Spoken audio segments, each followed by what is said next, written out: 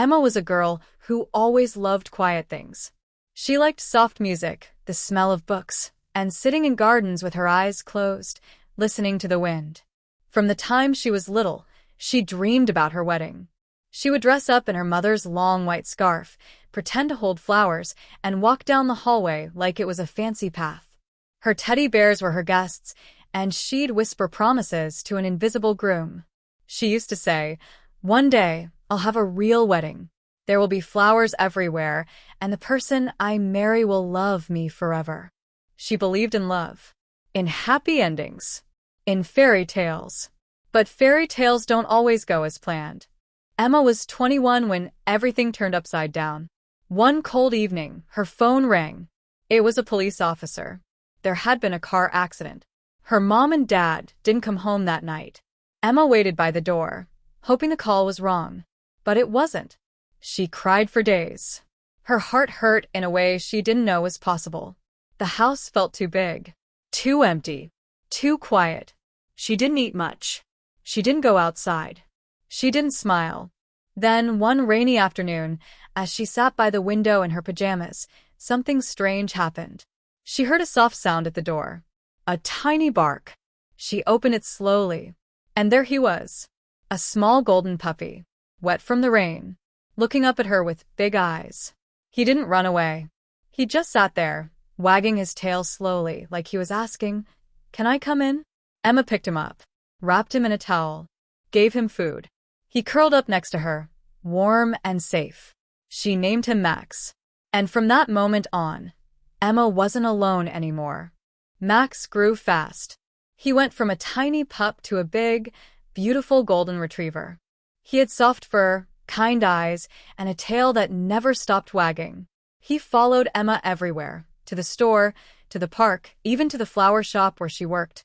When Emma cried, Max would sit beside her quietly. When she laughed, he would jump up and wag his tail like he was laughing too. He knew her moods before she said a word. At night, he would sleep at the foot of her bed. In the morning, he would greet her with a lick and a happy bark. He was more than a pet. He was her family now. Her home no longer felt empty. It felt safe. Warm. Because Max was there.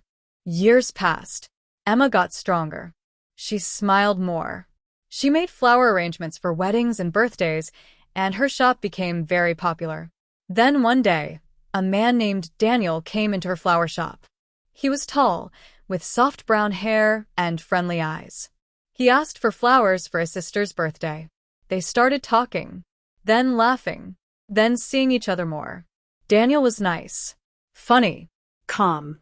He made her feel safe. He listened when she spoke. He always opened the car door. He called just to say goodnight. After a while, he met Max too. Max was polite, but quiet. He didn't jump around Daniel like he did with Emma's old friends. Emma thought, maybe Max is just getting older. After 2 years of dating, Daniel asked Emma to marry him. He took her to the park and gave her a ring with a small diamond that sparkled in the sunlight. Emma said yes. The wedding day came. It was perfect. The sky was blue. The flowers were pink and white. The chairs were set in neat rows, facing a path made of white petals. Emma wore the most beautiful dress she had ever seen. It had lace and small pearls. Her hair was curled, and she wore her mother's earrings. People clapped and cheered. The music was playing. Max wore a little bow tie and stood beside her, like the proud friend he was. But Max wasn't wagging his tail. He looked worried. He kept sniffing the air. He kept walking back and forth. Emma smiled. "You're nervous too, huh?" But deep down, something about Max's behavior made her heart beat a little faster. Then the music changed. It was time for Emma to walk down the aisle. The doors opened. All the guests stood up. Emma took one step forward, but Max stepped in front of her. He didn't bark. He didn't jump. He just stood there, still strong, blocking her path. "Max, move," Emma said gently, trying to walk around him. But he growled. Just a little. Not loud.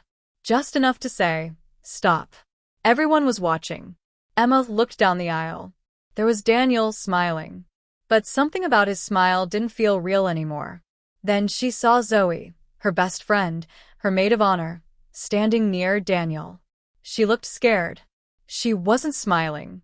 Emma stared, and then it hit her.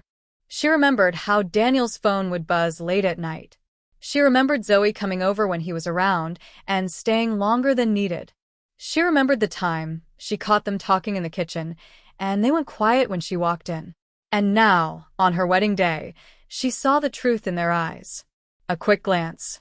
A step too close. Zoe's hand, almost touching Daniel's. Emma's heart dropped. Max growled again. He had known. Maybe not the words. Maybe not the secrets. But dogs know things. They smell fear. They feel tension. They see what we try to hide. Max had felt it. And now, he was trying to stop her from making the biggest mistake of her life. Emma's hands shook. Her eyes filled with tears. But she didn't cry. She dropped her bouquet to the ground. And she turned around. She didn't walk to Daniel. She didn't walk to Zoe. She walked away. Past the garden. Past the guests. Max walked beside her, step by step. They reached a quiet place behind the trees. There was an old bench and some soft grass. The wind was gentle there. Emma sat down. She looked at Max. And finally, she let the tears fall. She wrapped her arms around him and whispered, "You saved me." Emma didn't get married that day, but she didn't feel lost. She felt strong, because sometimes the people we trust the most can break our hearts. But dogs? They don't lie. Max had watched over her from the moment he found her in the rain. And on the most important day of her life, he protected her again. Not from a stranger, but from a heartbreak she didn't yet see. That's what real love looks like.